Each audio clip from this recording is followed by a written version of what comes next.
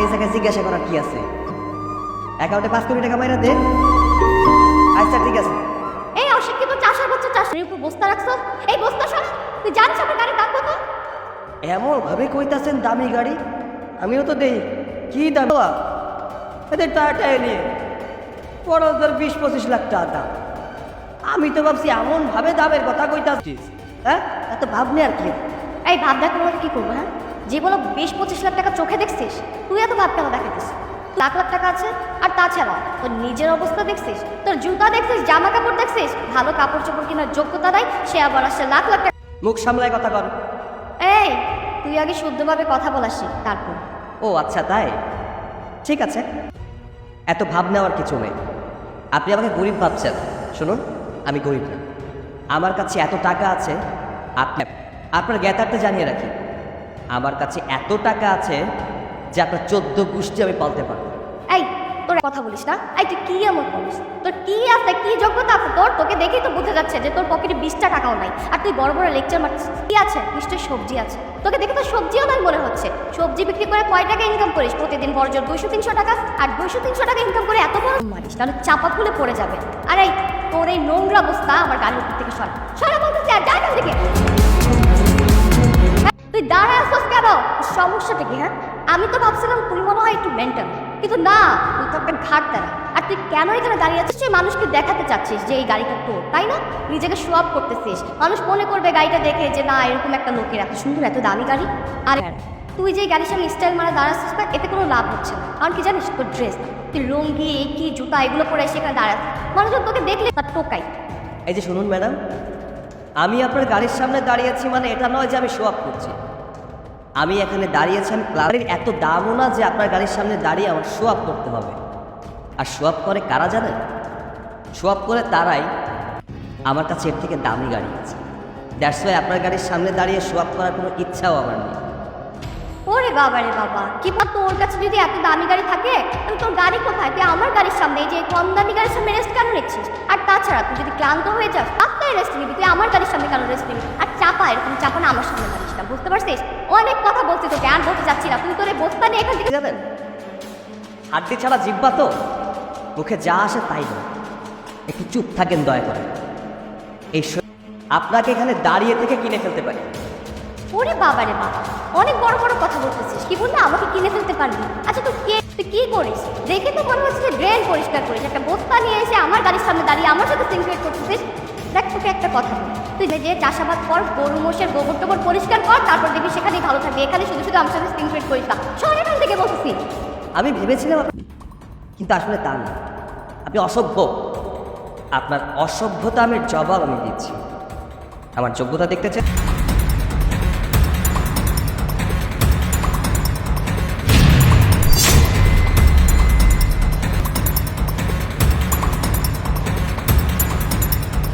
নেন, টাকাগুলো তুলে নিন। তো সরি ভাইয়া, আমি আসলে বুঝতে পারি নাই যে আপনি এত বড় লোক। আপনাকে দেখে তো বোঝাই যায় না। আর তাছাড়া ভাইয়া সত্যি কথা, এটা আমার অফিসের বসের। আমি এখানেরই একটা ফ্যাক্টরিতে আসছিলাম ফাইল নেওয়ার জন্য, এই জন্য অফিস থেকে গাড়িটা আমাকে দিছিল। আর আপনার ছোট লোক, তাই আপনার সামনে একটু শো অফ করতে চাইছিলাম। আমি তো সরি ভাই, আমার প্লিজ মাফ করে দেন। কি ব্যাপার এখন কেন টাকা দেখে কি সুর বদলে গেল? শুনুন, আমি আপনাকে কিছুই বলতাম না। আপনি যতক্ষণ আমাকে চাষিদের নিয়ে কথা বলেছেন, তাই আমার মাথাটা গরম হয়ে গেছে। চাষিদের নিয়ে কেউ কথা বললে আমি একদম সহ্য করতে পারি না। কারণ চোটে তারা কষ্ট করে বিধায় আমরা প্রতিনিয়ত খেতে পারি। তারা যদি কষ্ট না করত তাহলে আমাদের পেটে ভাত জুটত, টাকা উপার্জন করে। আপনাদের মতো না যে বাবার কাছ থেকে আনলো আর খরচ করল। মানুষ বড় লোক সমানভাবে সম্মান করতে হবে। আমি হয়তো চাষি নই, তবে চাষিদের কষ্ট বুঝি। ভাগ্য ভালো আপনার যে আমার জায়গায় ওনার খবর ছিল। আর হ্যাঁ, যাওয়ার আগে আমার পরিচয়টা দিয়ে দিই। I am Saikat Ahmed, the owner of SS. কাজগুলো চলছে সবই আমার। সব চলো, কাল দেখা শেষ। আচ্ছা কাজ করো, এই টাকাগুলো তুলো। আর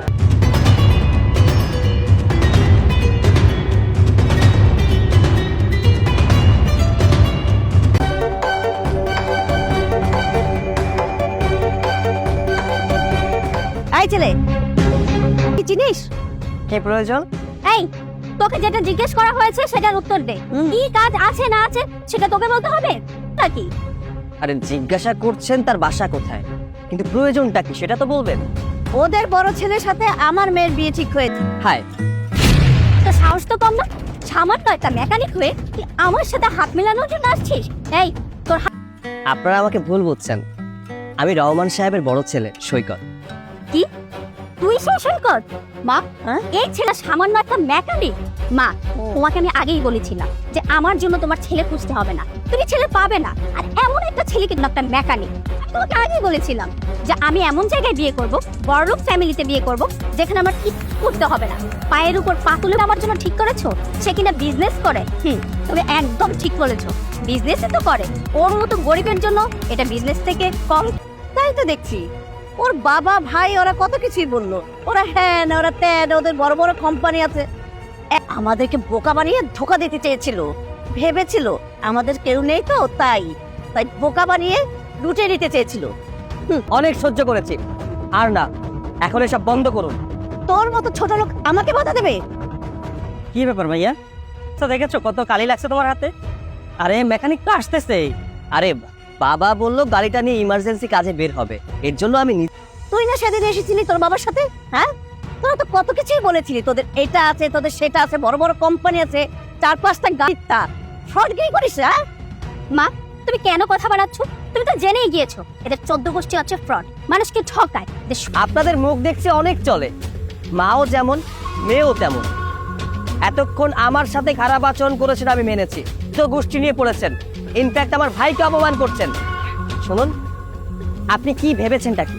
আমি mechanic, I am not engineer, তাই এইসবের উপরে আমার জ্ঞান আছে।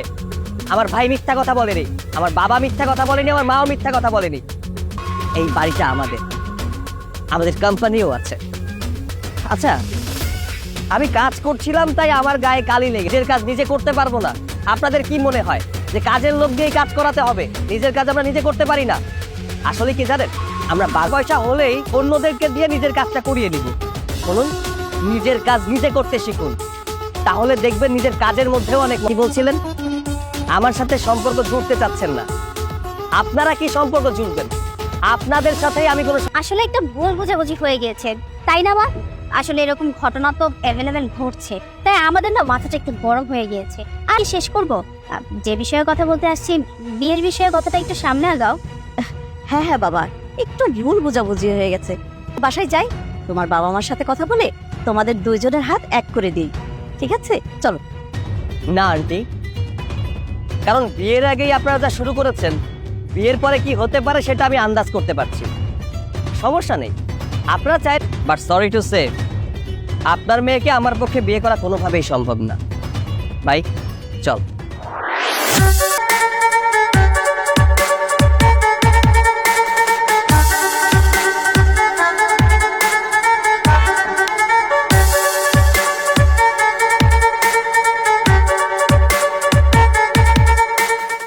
এই, তুই করে বললাম যে আমার সাথে শপিং এ যেতে হবে, তুই এখনো মাঠে কাজ করছিস। এই চল আমার সাথে শপিং এ চল।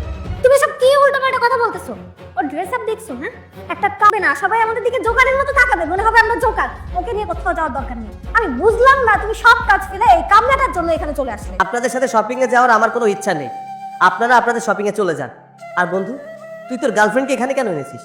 মানে আমাকে অপমান কর। তুমি কেন ওর সাথে এভাবে কথা বলছো? ও তো মাঠে কাজ করছে, ও এই ড্রেস ছাড়া অন্য কি ড্রেস পরবে? তুমি চুপ করো।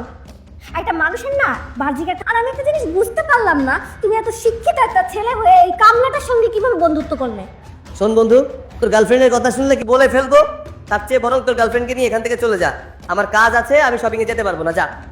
আরে বাবা, যত বড় মুখ নয়, তখন তোকে ডাকার জন্য আসছে সেটা আমি জানতাম না। যদি আমি আগে জানতাম তাহলে কখনোই ওকে আমি এখানে আসতে দিতাম না।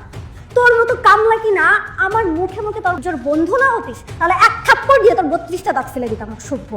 মুখ সামলে কথা বলুন। গ্রামের মানুষ হয়েছি বলে আমাদেরকে আত্মসম্মান আছে।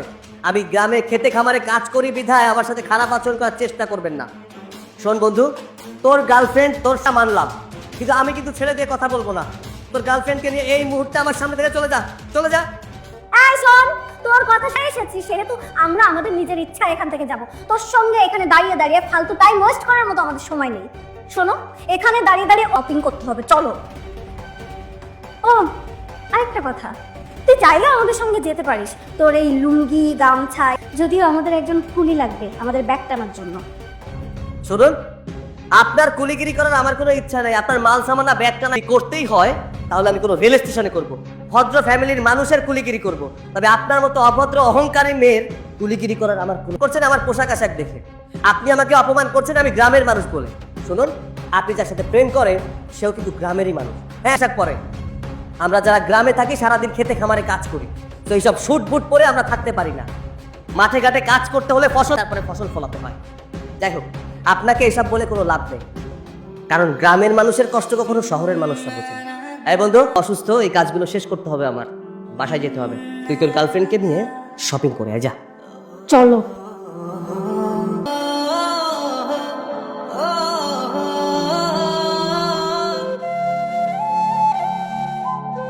কেন?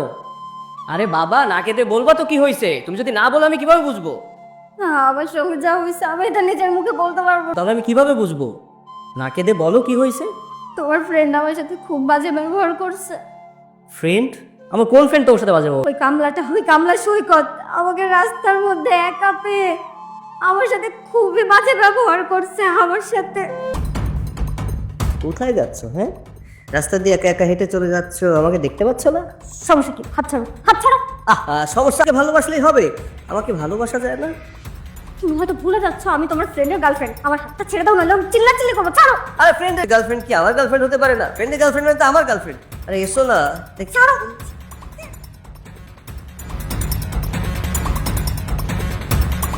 শোনো, আমি এই অপমান কিছুতেই মেনে নিতে পারবো না, কিছুতেই মানতে পারবো না। তুমি তোমার ফ্রেন্ডকে যদি শাস্তি করো না। হ্যাঁ, যা করার আমিই করব। তুমি চলো আমার সাথে।